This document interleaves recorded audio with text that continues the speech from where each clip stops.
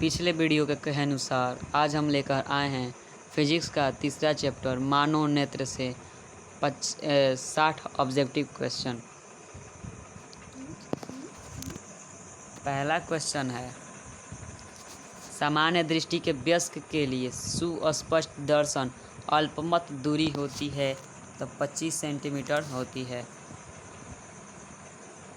Question number 2 है, मानव नेत्र में किस प्रकार का लेंस पाया जाता है तो उत्तल लेंस पाया जाता है। अब 3 नंबर क्वेश्चन है, आँख का व्यवहार होता है, जो आँख का व्यवहार होता है कैसे किस तरह का होता है, उत्तल लेंस की तरह होता है जिसमें उत्तल लेंस लगा होता है। हमारा option number B correct answer होगा। नेक्स्ट क्वेश्चन है कि पुतली के साइज को नियंत्रित करता है तो पुतली के साइज को परितारिका नियंत्रित करता है। एक स्वस्थ आँख की दूर बिंदु होती है तो अनंत होती है। क्वेश्चन नंबर 6 है, निम्नलिखित में से कौन नेत्र का रंगीन भाग होता है तो परितारिका होता है।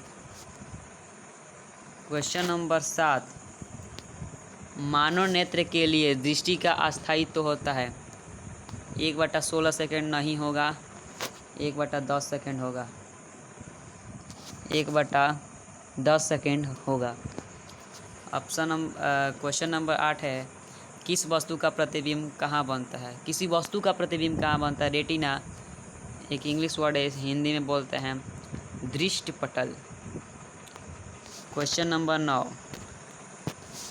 नेत्र द्वारा किसी वस्तु का कैसा प्रतिबिंब बनता है, वास्तविक बनता है, उल्टा बनता है और छोटा बनता है। क्वेश्चन नंबर 10 है, नेत्र में प्रवेश करने वाली प्रकाश किरणों का अधिकांश अपवर्तन होता है दृष्टिपटल की बाहरी पृष्ठ से। हमारा ऑप्शन नंबर सी करेक्ट होगा। क्वेश्चन नंबर 11 है, मानव की आंख में प्रवेश करने वाले प्रकाश की मात्रा को नियंत्रित करता है तो पुतली करता है। क्वेश्चन नंबर 12 है, आँख के लेंस की वक्रता त्रिज्या को नियंत्रित करता है तो पक्षमाभी पेशियाँ जो बोलते इंग्लिश में बोले तो सिलियरी मसल्स होती है। अब क्वेश्चन नंबर 13 है, कैमरे का कौन सा भाग आँखों की रेटिना की तरह कार्य करता है तो फिल्म होगा। हमारा option number C answer. Question number 14 है, स्वस्थ मनुष्य के निकट दूर बिंदु क्रमशः होते हैं तो 50 सेंटीमीटर से लेकर अनंत होता है, इसलिए हमारा ऑप्शन नंबर सी करेक्ट होगा। अब चलते हैं नेक्स्ट क्वेश्चन की ओर। अब हमारा टॉपिक है दृष्टि दोष और उनके संशोधन से ऑब्जेक्टिव। तो अब क्वेश्चन है फर्स्ट नंबर, जो नेत्र निकट स्थित वस्तु को साफ नहीं देख पाता है उस नेत्र में होता है दूरदृष्टि दोष होता है। हमारा ऑप्शन नंबर ए करेक्ट होगा। चलते हैं 2 नंबर क्वेश्चन की ओर। किसी दृष्टि दोष को अवतल और उत्तल दोनों लेंसों से बने द्विफोक्सी लेंस द्वारा संशोधित किया जा सकता है तो यह दोष है जरा दृष्टि दोष। और क्वेश्चन नंबर 3 है, किस लेंस का उपयोग कर दीर्घ दृष्टि दोष को संशोधित करता है तो एक होता है जो इसका क्वेश्चन है, किस लेंस का उपयोग कर दीर्घ दृष्टि दोष को संशोधित किया जा सकता है तो इसका एक ट्रिक है NADU। जब निकट दृष्टि दोष होगा तो अवतल लेंस होगा और जब दूर दृष्टि दोष होगा तो उत्तल लेंस होगा। तो हमसे क्या पूछ रहा है, 3 नंबर क्वेश्चन है कि किस लेंस का उपयोग कर दीर्घ दृष्टि को यानी दूर दृष्टि को, तो हमारा ऑप्शन होगा ऑप्शन नंबर बी उत्तल लेंस होगा। क्वेश्चन नंबर 4 है, निकट दृष्टि दोष को दूर करने के लिए चश्मे में किस प्रकार का व्यवहार किया जाता है लेंस का, तो इसमें से होगा हमारा अवतल लेंस। ये बहुत बार परीक्षा में पूछ चुका है, इसीलिए आप इसको ज़रूर ध्यान दें। क्वेश्चन नंबर 5 है, दूर दृष्टि दोष वाला नेत्र साफ साफ देख सकता है दूर की वस्तुओं को, क्योंकि इसका उल्टा होता है। जो दोष होता है उसके अपोजिट ही उसका जो क्या होता है समस्या होता है। जो दोष होता है वही उसको नहीं होता है। ठीक, अब चलते हैं नेक्स्ट क्वेश्चन की ओर। क्वेश्चन नंबर 6 है, नेत्र की समंजन क्षमता कम हो जाने से उत्पन्न होता है। नेत्र की समंजन क्षमता से कम हो जाने से उत्पन्न होता है जरा दृष्टि दोष। जरा दृष्टि दोष। आता है नेक्स्ट क्वेश्चन का जो हमारा टॉपिक है, कांच के प्रिज्म से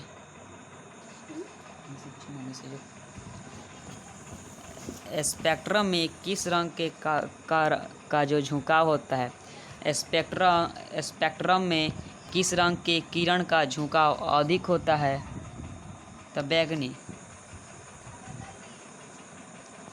श्वेत रंग कितने रंगों में के मेल से बना होता है। तो जो श्वेत रंग होता है वो 7 रंगों के मेल से बना होता है। किस रंग का विचलन न्यूनतम होता है। जो जो रंग होता है वो सबसे विचलन किसका होता है, लाल रंग का होता है। श्वेत प्रकाश का वर्ण क्रम में किस रंग की किरण का विचलन अधिक होता है। जो श्वेत प्रकाश में वर्ण विक्षेपण उत्पन्न होता है, नहीं सॉरी, श्वेत प्रकाश वर्ण क्रम में किस रंग की किरण सब विचलन सबसे अधिक होती है। तो बैगनी रंग की होती है। स्पेक्ट्रम से प्राप्त करने के लिए किस उपयोग होता है, हम प्रिज्म का उपयोग करते हैं। प्रकाश का प्राथमिक वर्ण क्या होता है। जो प्रकाश का प्राथमिक वर्ण होता है लाल, हरा, नीला सब होता है, इसलिए हमारा ऑप्शन होगा डी। श्वेत प्रकाश में वर्ण विक्षेपण उत्पन्न होता है। जो श्वेत प्रकाश में वर्ण का विक्षेपण उत्पन्न होता है वो होता है प्रकीर्ण। श्वेत प्रकाश में वर्ण विक्षेपण उत्पन्न होता है प्रिज्म से होता है। ठीक, आकाश का नीला रंग होना किसका परिघटना है। तो प्रकीर्णन है। प्रकाश की न्यूनतम दूरी तरंग दैर्घ्य होती है तो 380 mm होती है। और हमारा 10 नंबर क्वेश्चन है, इंद्रधनुष रंगीन क्यों होता है। तो इंद्रधनुष रंगीन इसलिए होता है कि वायु द्वारा हमारा ऑप्शन नंबर ए होगा कि जल कण द्वारा श्वेत प्रकाश के वर्ण के विक्षेपण के कारण। क्वेश्चन नंबर 11 है, प्रकाश संसरण के लिए दृश्य प्रकाश स्पेक्ट्रम का संग प्रभावी होता है। तो हमारा लाल होता है। Option number A. श्वेत प्रकाश का कौन सा रंग किसी प्रिज्म से गुजरने के पश्चात सबसे कम झुकता है। श्वेत प्रकाश का कौन सा रंग वर्ण किसी प्रिज्म से गुजरने के लिए पश्चात लाल होता है। वायुमंडलीय अपवर्तन।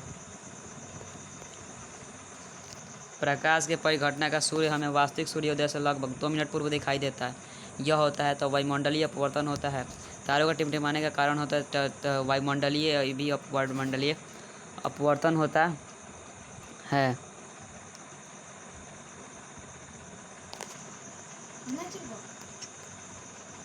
तारों का टिमटिमाना प्रकाश की किस परिघटना को दर्शाता है।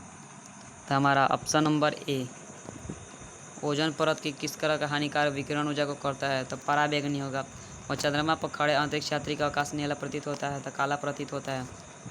और क्वेश्चन नंबर 6 है, प्रकाश द्वारा प्रदर्शित कौन सी परिघटना तारों के टिमटिमाह में प्रदर्शित होती है। तो प्रकीर्णन होगा क्या, नहीं प्रकीर्णन ना, अपवर्तन होगा।